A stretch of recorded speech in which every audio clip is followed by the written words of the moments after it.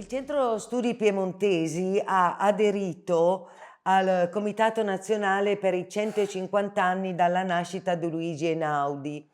e ha organizzato, che ricorreva quest'anno 2024, e ha organizzato una serie di iniziative.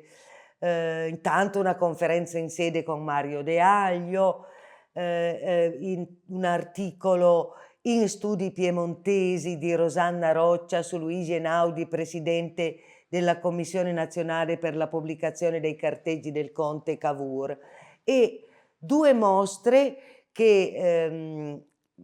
abbiamo organizzato nella sede, due piccole mostre, una che si è inaugurata a maggio ed è rimasta a disposizione fino a novembre 2024,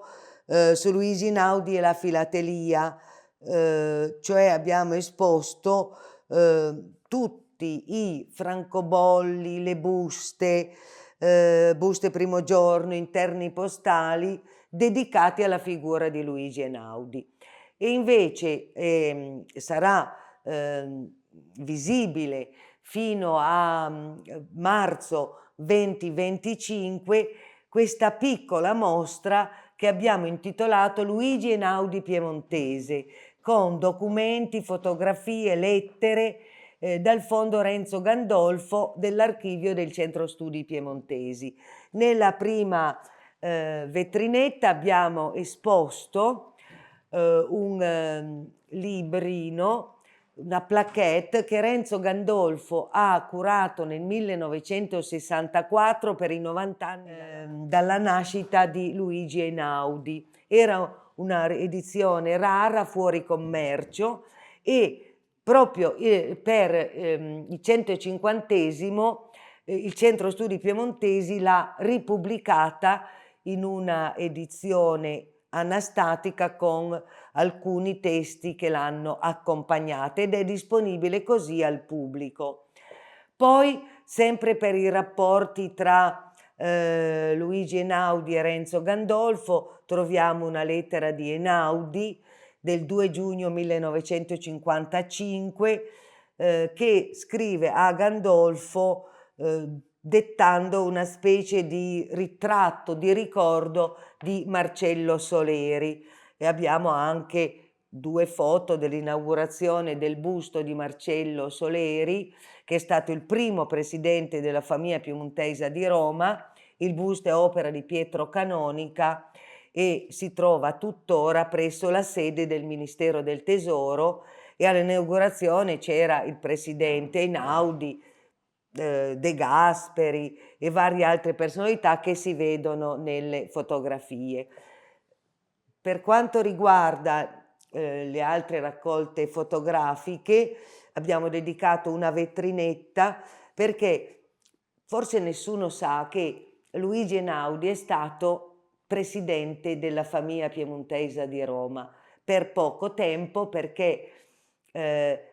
appena accettata la presidenza, dopo pochi mesi è stato chiamato alla presidenza della Repubblica. Ha dovuto quindi lasciare la presidenza della famiglia piemontesa di Roma, che all'epoca era come una grande ambasciata del Piemonte a Roma. Tutta l'attività scientifica, organizzativa era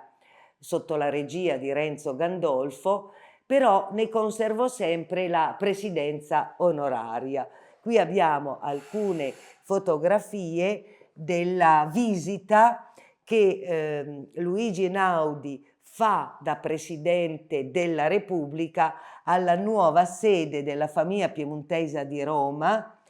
il 12 marzo 1958, alla nuova sede in Corso Vittorio Emanuele. Nell'ultima abbiamo radunato alcuni materiali che abbiamo in archivio, bigliettini di Luigi Einaudi a Renzo Gandolfo, una lettera di Gandolfo a Einaudi per invitarlo a scrivere qualcosa per le manifestazioni di Italia 61, qualche altra fotografia, un bigliettino molto carino firmato bigliettino di professor Luigi Einaudi firmato da Dogliani, 21 luglio 1917, con un testo autografo di Einaudi che racconta a proposito della legna che il signor Giovanni Borgia, venditore di legna di Rovere, deve fornire all'Accademia delle Scienze, con indicazione precisa sul tipo di legna, della possibile collocazione insieme a quella di faggio, eccetera, che si delinea proprio questa personalità piemontese di Luigi Einaudi. C'è poi una lettera dal castello di Entreves a Courmayeur di Alessandro Passerin d'Entreves che invia a Gandolfo questa lettera per un intervento che deve fare, qui siamo già nel 74, su Luigi Einaudi e il Piemonte, testo che sarà poi pubblicato in una rivista del bollettino della Società di Cuneo. È una piccola mostra di materiale, credo, largamente inedito, per cui stiamo preparando anche il cataloghino che da dopo le feste di Natale sarà a disposizione di tutti. Luigi Einaudi piemontese, ma piemontese tra virgolette, perché in realtà è un Luigi Einaudi universale.